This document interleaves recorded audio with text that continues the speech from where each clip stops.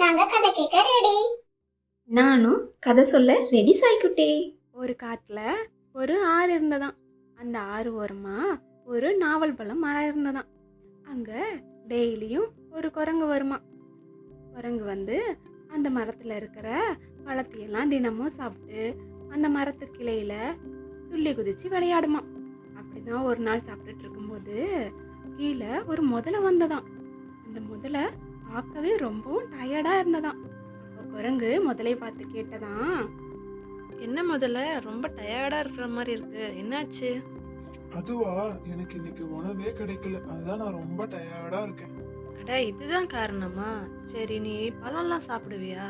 சாப்பிடுவேன்னா சொல்லு, நான் நாகப்பழத்தை பறிச்சு பறிச்சு போடுறேன், நீ சாப்பிடு. இது என்ன கேள்வி? நான் இப்ப இருக்கிற பசிக்கு நீ எது கொடுத்தாலும் சாப்பிடுவேன். ஓ, ரொம்ப நல்லது. நான் பறிச்சு பறிச்சு போடுறேன், உன் பசி தீர நீ சாப்பிடு. ஆஹா, இந்த பழம் ரொம்ப ருசியா இருக்கு. நான் வயிறு ஃபுல்லா சாப்பிட்டேன். ரொம்ப நன்றி நண்பா. இப்படியே இந்த முதலையும் குரங்கும் நண்பர்களாகிட்டாங்க. தினமும் முதல்ல குரங்க பார்க்கறதுக்காக அந்த மரத்துக்கிட்ட வரும்.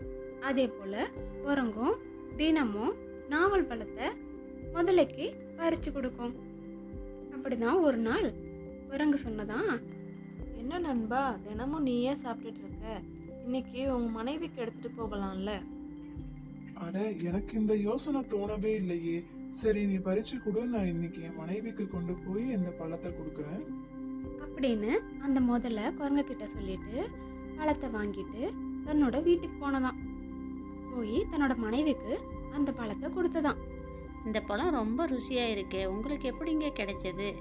அதுவா, எனக்கு ஒரு குரங்கு நண்பன் கிடைச்சிருக்கான். அவன் தான் தினமும் எனக்கு மரத்துல இருக்கிற பழத்தை எல்லாம் பறிச்சு பறிச்சு கொடுக்கறான். என்னது, குரங்கா? இந்த பழமே இவ்வளோ ருசியாக இருக்கே, இந்த பழத்தையே சாப்பிட்ற குரங்கோட இதயம் எவ்வளவு ருசியாக இருக்கும். என்ன வளர்ற? அவன் என் நண்பன். அவனோட இதயத்தை பத்தி எதுக்கு இப்ப பேசிட்டு இருக்க? நான் ஒன்றும் வளரல, எனக்கு அந்த குரங்கோட இதயம் வேணும். அதெல்லாம் முடியாது. நான் ஒரு நாள் பசியில இருக்கும்போது எனக்கு உதவி செஞ்சவன் என்ன ரொம்ப நம்புறான். அவனை போய் கொல்ல சொல்றியா? எனக்கு அதெல்லாம் தெரியாது. நீங்கள் ஏதோ ஒன்று சொல்லி அவனை கூட்டிகிட்டு வாங்க, இல்லைன்னா நான் உங்ககிட்ட பேசவே மாட்டேன். சரி சரி, நான் போய் கூட்டிட்டு வரேன். அதுக்கப்புறம் அந்த முதல்ல எப்படியாவது குரங்க ஏமாத்தி கூட்டிட்டு வர்றதுக்காக குரங்க பார்க்க முதல்ல போனதாம். அடடே, வா முதல்ல நண்பா, என்னாச்சு? பழம் கொண்டு போய் கொடுத்தியா உன் மனைவிக்கு? சாப்பிட்டாங்களா? என்ன சொன்னாங்க? கொடுத்த நண்பா, ரொம்ப சுவையா இருக்குன்னு நான் ரொம்ப ரசிச்சு சாப்பிட்டா. அவ உன்னை விருந்துக்கு கூட்டிட்டு வர சொன்னான். என்ன விருந்தா? எனக்கா? எனக்கு எதுக்கு விருந்தெல்லாம்? அதுவா நண்பா, நீ எனக்கு செஞ்ச உதவிக்கு அவ உனக்கு விருந்து வைக்கணும்னு நினைக்கிறான். அப்படியா? சரி நண்பா, நான் வரேன். இப்படி முதல்ல குரங்க ஏமாத்தி தான் கூட ஆத்துல தன்னோட முதுகுல உட்கார வச்சு நீந்தி போய்கிட்டு இருந்ததாம். போய்கிட்டு இருக்கும்போது தான் முதல்ல குரங்க பார்த்து சொன்னதான், என்ன மன்னிச்சிரு நண்பா, நான் உன்னை விருந்துக்கெல்லாம் கூட்டிட்டு போல. என் மனைவி உன்னோட இதயம் வேணும்னு சொன்னா, அதனாலதான் உன்னை நான் கூட்டிட்டு போயிட்டு இருக்கேன். என்ன இதயமா? இதை நீ இவ்வளோ தூரம் வந்த பின்னாடி சொல்ற? அப்பாவே என்கிட்ட சொல்லியிருக்கலாம்ல.